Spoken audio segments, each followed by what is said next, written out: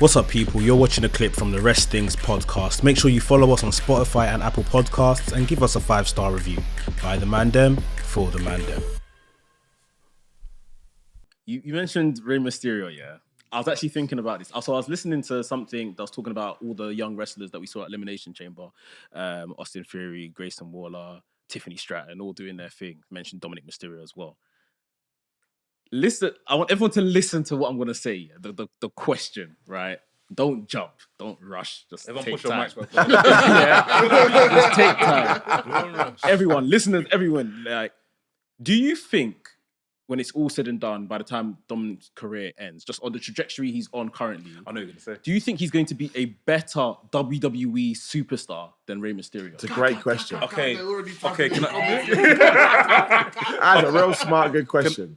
Because I think so.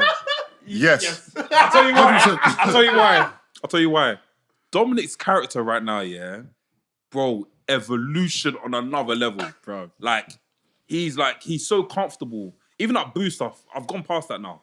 He's good to speak in the ring. Mm-hmm. And even his in-ring stuff is great. Like, his whole character is good. Like, who says what 5 years from now? What's going to happen next? If Dominik Mysterio now starts eating fufu and burritos and he's bulked up. If Dominik Mysterio starts looking at Simon Miller, bro, it's a wrap for the scene. Yeah. It's a wrap. Because I think Rey Mysterio is excellent. His legacy is fantastic. As a WWE superstar, am I about to say this? Because I think we done break it down. We know maybe the mic skills out of everything might be not as up to par. Character A1. Yeah, but I just feel like he's more just like, and this is going to sound bad, there's no way to say this, like it's like he's living off the legacy of Rey Mysterio. Like, as a WWE superstar, have they ever really... With Rey Mysterio, I don't think there's ever been some sort of like, they haven't really tested the waters with what Rey Mysterio can actually do. I feel like with Dominik, there's more upside because when he came in, we've seen him as a babyface. Now we're seeing him as a heel. So I feel like with Dominik, he's a bit more versatile and he's still quite young as well. So I feel like, yeah, the upside is, the trajectory is going to be way longer than Rey Mysterio's. I do think there's something we've got to throw in here. It's 2 points. Feel free to call me a bald idiot. It's fine. Happens every day. Rey Mysterio did literally change wrestling.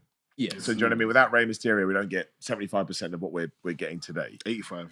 Well, yeah. But also, he did it at a time where he was literally laughed out of locker rooms. Yeah. Again, it's kind of like, on a way bigger level. It's kind of what the YouTube thing we talked about earlier. I'm not working with the 5'4" guy. No way. So I think because he had to overcome so much adversity and because he did open so many doors, by the time he got to WWE, it was almost like, especially given it was the land of the giants in like 2002 or 2003, whenever he joined, I think he was always going to be fighting a losing battle. Gets into all the Eddie Guerrero stuff, which is, it's murky waters when you watch it back now. It's kind of good, but it's kind of in bad taste.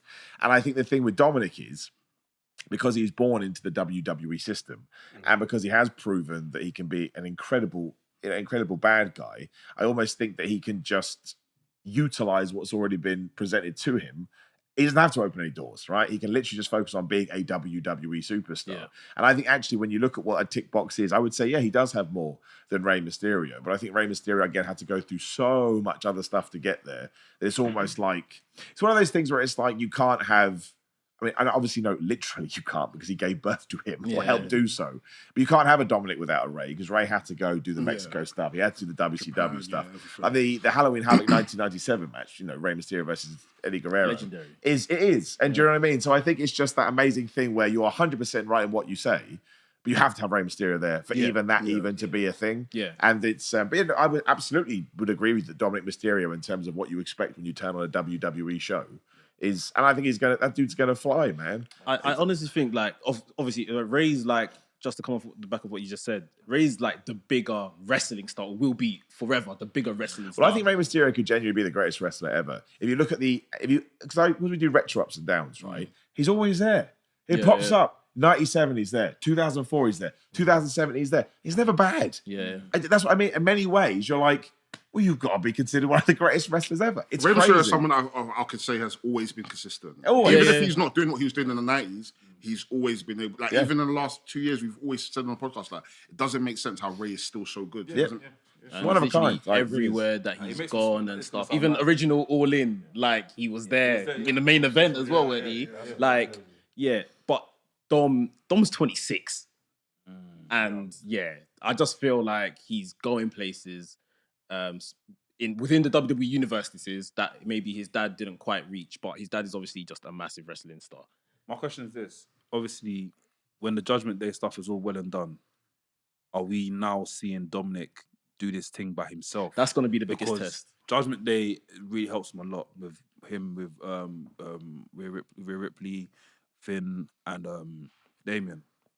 Like he fits them well. But once he starts going on a lone wolf type thing, that's when we'll be like, okay, cool, he can hold up. You know what I mean? I think he can. I think he did. Yeah. I got no doubts at all. Yeah, I mean, because when he had that SummerSlam match with Seth Rollins, if I had told you what he's going to do now, you'd be like, whatever. So I think now it'd be silly to go, no, he won't. Well, he probably will. He's proved us wrong once. So no, I think he's going to be. I genuinely think in another 5-6 years, if it all goes well, put him at the top. I remember see what happens, right? that match he had. Well, Rey Mysterio had with Brock Lesnar, but Dom was ringside, and that's when he had the first bit That's of action. great. I like That that. match was so He took an F5. He took an F5. so He took an good, like, F5, bro. Honestly. What's up, people? You're watching a clip from the WRESTHINGS podcast. Make sure you follow us on Spotify and Apple Podcasts and give us a 5-star review. By the Mandem, for the Mandem.